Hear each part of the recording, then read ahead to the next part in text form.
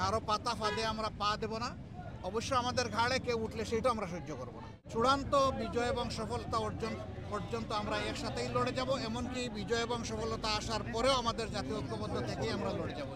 আমরা আমাদের সরকারকে বলেছি, সরকার এই ব্যাপারে যেন যৌক্তিক পদক্ষেপ নেয়। আমরা সরকারকে অবশ্যই সাথে থেকে আমরা সহযোগিতা করব। এছাড়া এখানে এই সমস্ত দলগুলো আসার মানে হচ্ছে যে বাংলাদেশ এক জায়গায় এসে যাওয়া। আমরা আজকের এই মিটিংটাকে বলেছি যে এটাই নতুন বাংলাদেশ, এটাই বাংলাদেশের বাস্তব রূপ। এবং যেমন আমরা 24-এর 5 আগস্ট যে আবেগ নিয়ে আমরা কথা বলেছি, আমরা সেখানে লড়াই করেছি, আমাদের সেই লড়াই থামে নাই। আমাদের চূড়ান্ত বিজয় এবং সফলতা অর্জন পর্যন্ত আমরা একসাথেই লড়ে যাব। এমনকি বিজয় এবং সফলতা আসার পরেও আমাদের জাতীয় ঐক্যবদ্ধ থেকেই আমরা লড়ে যাব। আজকে শুধু রাজনৈতিক দলের নেতৃবৃন্দকে নিয়ে জাতীয় পর্যায়ে যারা, তাদের সাথে বৈঠক হয়েছে। আগামীকাল বিভিন্ন ধর্মীয় সম্প্রদায়ের সাথে হবে, ছাত্রদের সাথে হবে, মিডিয়ার সাথে হবে। এই পর্যায়গুলো অতিক্রম করার পরে একটা কমন ডিক্লারেশন আসবে এবং সেটা দেশ এবং জাতি অবশ্যই অভিনন্দন জানাবে। আমরা অগ্রিম অভিনন্দন জানিয়ে এসেছি। আমরা অনেকগুলো পরামর্শ দিয়েছি। এর মাঝে একটা অপপ্রচারের মোকাবিলায় দেশীয় বিদেশি মিডিয়া যেগুলো আছে সেগুলোকে সাথে নিয়ে এটা মোকাবেলা করা। প্রধান উপদেষ্টার প্রেস উইং যেটা আছে, যে মন্ত্রণালয় আছে, তারা একসাথে কাজ করে দুনিয়ায় যে সমস্ত জায়গায় মিথ্যা প্রপাগান্ডা ছড়ানো হচ্ছে সেগুলোকে কার্যকরভাবে মোকাবেলা করার জন্য আমরা আহ্বান জানিয়েছি। এর পাশাপাশি আমরা বলেছি এর পাশাপাশি আমরা এটাও বলেছি যে এটা সাম্প্রদায়িক সম্প্রীতির উজ্জ্বল দৃষ্টান্ত। এই উজ্জ্বল দৃষ্টান্ত আমরা কাউকে নষ্ট করতে দেব না। কারো পাতা ফাঁদে আমরা পা দেব না। অবশ্য আমাদের ঘাড়ে কেউ উঠলে সেটাও আমরা সহ্য করব না।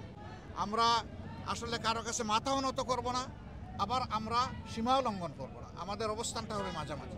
প্রধান উপদেষ্টা আমাদের সবার প্রতি, সকল রাজনৈতিক দলের প্রতি আহ্বান জানিয়েছিলেন যে এরকম একটা ক্রিটিক্যাল ক্রাইসিস একটা মোমেন্টে দেশের জাতীয় ঐক্য বজায় রাখা, ধরে রাখা, এবং সেই আলোকেই, সেই আঙ্গিকেই আজকে আলোচনা শুরু। উনি সবার কথা শুনেছেন। আমরা অনেকগুলো দলই অনেক প্রস্তাবনা দিয়েছে। আমরা লিখিত আকারে প্রস্তাবনা দিয়েছি 9টা। বড় দাগে এই প্রস্তাবনার মধ্যে জাতীয় ঐক্য ধরে রাখবার জন্য একটা কাউন্সিল তৈরি করা, যেখানে প্রত্যেকটা রাজনৈতিক দল থেকে যেন অংশীদারিত্ব থাকে। ভারত থেকে যে মিসইনফরমেশনের একটা ইন্ডাস্ট্রিয়াল লেভেলের মিসইনফরমেশন তৈরি করা হচ্ছে, মানে ইনফরমেশনের একটা যুদ্ধ শুরু করেছে ভারত বাংলাদেশের বিরুদ্ধে, সেটার সঠিকভাবে যুদ্ধ আকারেই প্রতিকার করা দরকার। এবং মানে বিশ্ব মিডিয়াতে ফ্যাক্ট ফাইন্ডিং করে, মানে প্রত্যেকটা যে মিথ্যা আরোপ ভারতের মিডিয়া আমাদের বিরুদ্ধে লাগাচ্ছে, প্রত্যেকটা ধরে ধরে শনাক্ত করে ওগুলোর অ্যাকচুয়াল ফ্যাক্টগুলো উদ্ঘাটন করে বিশ্ব মিডিয়ার কাছে ইংরেজি ভাষায় এবং আন্তর্জাতিক ভাষায় সঠিকভাবে রেগুলারলি পৌঁছে দেয়া।